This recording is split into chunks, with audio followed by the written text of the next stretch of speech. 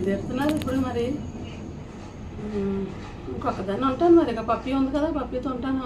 చంటిదాన్ని ఉండమా, నా పెళ్ళికే కదా, మళ్ళీ ఒక రోజు ఉండి వచ్చేస్తారమ్మా అన్నాను. అంటే పిల్లలు ఉంటారు ఏంటి ఉండరు మరి. అదే బయలుదేరుతున్నారు ఇప్పుడు. ఇంకొకదాన్ని ఉంటాను మరి, ఇక ఉండు అన్న ఉండదు, తండ్రిదే ఉండడం అంటుంది మరి.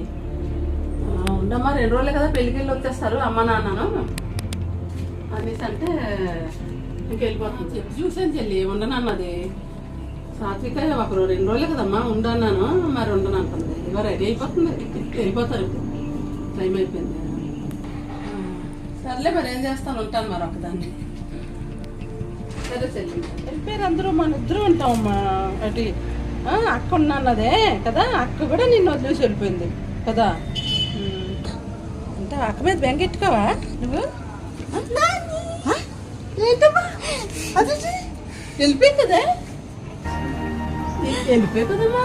నువ్వు ఫోన్లో మాట్లాడావు కదా నాని, అది నేను నిన్నా, అందుకు ఉండిపోయాను.